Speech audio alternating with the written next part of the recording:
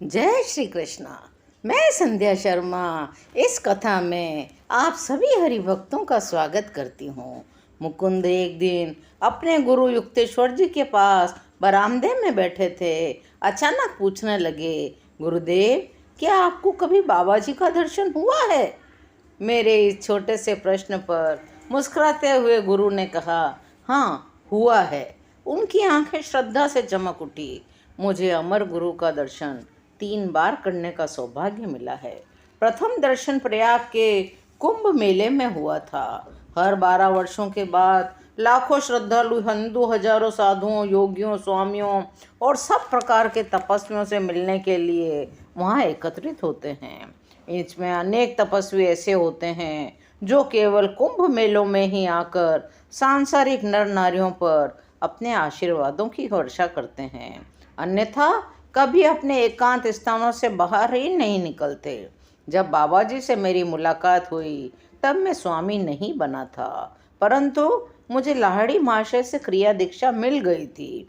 लाहड़ी महाशय ने ही मुझे 1894 के जनवरी महीने में प्रयाग में होने वाले कुंभ मेले में जाने के लिए कहा था। कुंभ मेले में जाने का यह मेरा पहला अवसर था। विशाल जनसागर और उसके कोलाहल को देखकर मैं किंचित हक्का बक्का सा हो गया था। ओह, यह मेला कोलाहल और भिखारियों के जमघट के सिवा कुछ नहीं है। मेरे मन में विचार आया, मेरा मोह भंग हो गया। धर्म का नाम लेकर केवल भिक्षा पर ही सारा ध्यान रखने वाले इन निकम्मों से तो मानव जाति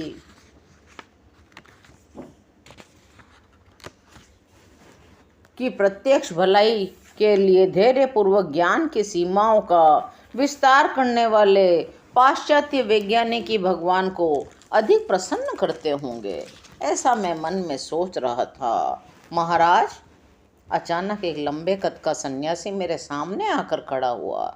एक संत आपको बुला रहे हैं। कौन है वे? आकर खुद ही देख लीजिए। मैं झिझकते हुए उसके साथ गया। एक वृक्ष के पास पहुंचा। उसकी छाया मन को आकर्षित करती थी। वहाँ शिष्यों की मंडली से घिरे एक गुरु बैठे हुए थे। अलौकिक तेजो मूर्ति थे वे। मेरे पहुँचते ही वे उठ खड़े हुए। उन्होंने मुझे अपने आलिंगन में बांध लिया और बड़े प्रेम से बोले, आइए स्वामी जी। मैं स्वामी नहीं हूँ महाराज, मैंने जोर देते हुए कहा।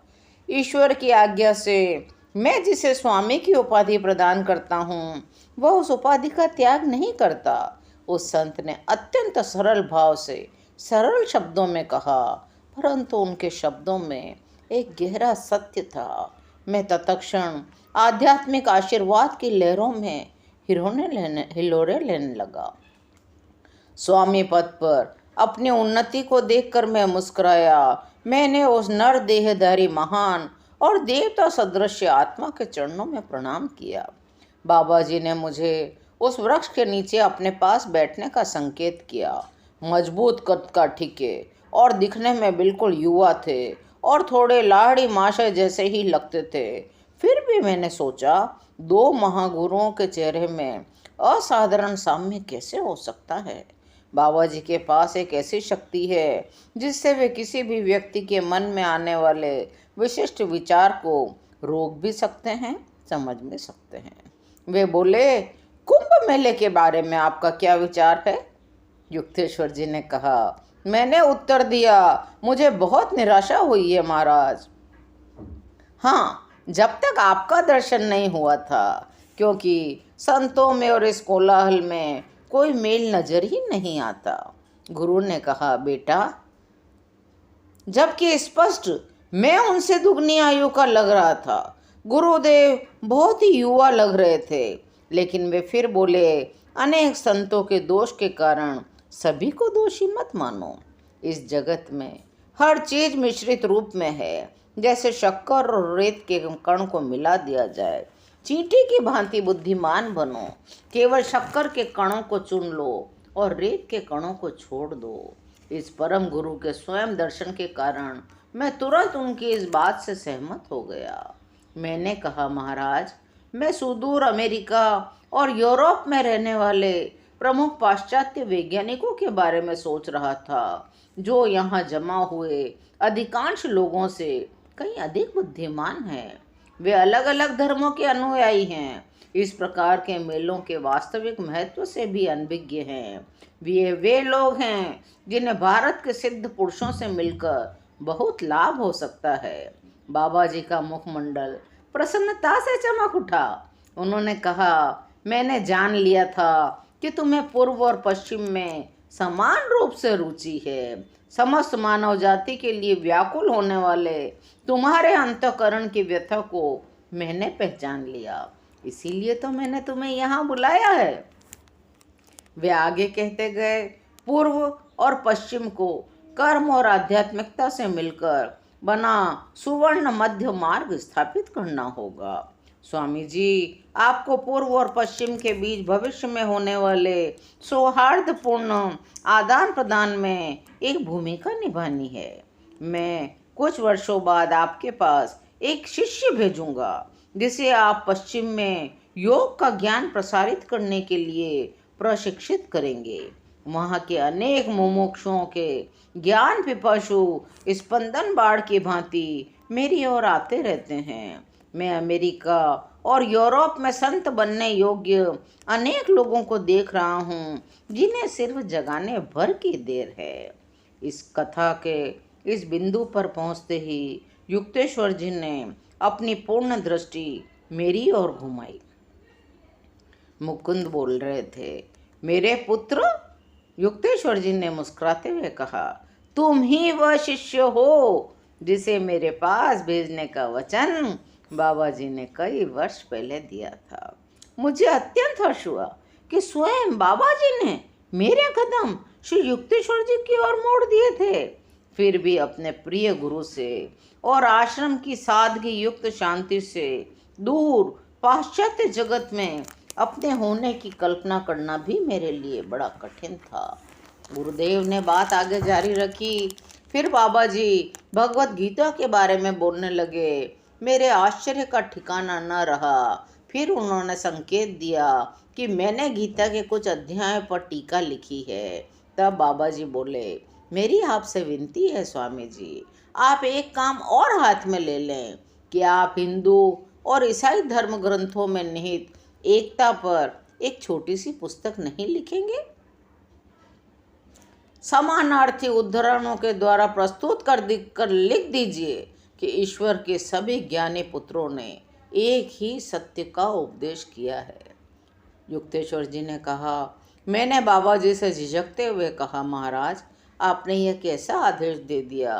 क्या मैं इसे पूर्ण कर सकूंगा?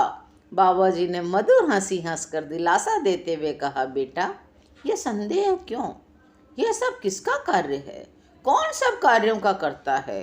प्रभु ने जो मेरे मुंह से कहलवाया है उसका सत्य बनकर साकार होना अवश्यम भावी है। मुझे ऐसा प्रतीत हुआ उन संत महाराज के आशीर्वाद से मुझ में वह काम करने की समर्था आ गई थी। मैं पुस्तक लिखने के लिए सहमत हो गया। जब विदा होने का समय आ गया तो बाबा जी बोले, तुम लाहिड़ी को जानते हो? वह महान आत्मा है ना, उसे हमारी इस भेंट के बारे में बता देना। फिर उन्होंने मुझे लाहिड़ी माशे के लिए एक संदेश दिया। विदा लेने के लिए मैंने उनके चरणों में भक्ति भाव से प्रणाम किया। वे कृपा पूर्वक मुस्कुराए। जब तुम्हारी पुस्तक पूरी हो जाएगी तब मैं तुमसे पुनः मिलने आऊँगा। उन्होंने वचन दिया। अब हम चलते हैं। युक्तेश्वर जी बताते हैं मुकुंद को कि दूसरे दिन में प्रयाग छोड़कर काशी जाने के लिए रेलगाड़ी पर सवार हो गया। अपने गुरु लाहिड़ी माशे के घर पहुंचकर सबसे पहले मैंने कुंभ मेले में अद्भुत संत से हुई अपनी भेंट की सारी कहानी सुना दी। गुरुदेव बोले, ओह, तुमने उन्हें पहचाना नहीं? मैं देख रहा हूँ तुम उन्हें नहीं पहचान सके क्योंकि उन्होंने तुम्हें उन्हें पहचानने से रोक दिया था। वे ही मेरे अद्वितीय अलौकिक गुरु हैं, महाअवतार बाबा जी। बाबा जी? मैंने विस्मय से कहा, योगी अवतार बाबा जी, दृश्य अदृश्य तारणहार बाबा जी। काश यदि मैं अतीत को फिर सामने ला सकता, केवल उनके चरण कमलों में अपनी भक्ति अर्पित करने के लिए। फिर एक बार उनकी उपस्थिति में हाजिर हो सकता। कोई बात नहीं, लाहड़ी मास्टर ने सांत्वना भरे स्वर में कहा। उन्होंने तुम्हें फिर से दर्शन देने का वचन जो दिया है। आज की कथा यहीं विश्राम लेती है। आगे की कथा सुनने के लिए चैनल को लाइक करिए, शेयर करिए और सब्सक्राइब करिए और मेरे साथ प्रेम से बोलिए जय गुरुदेव।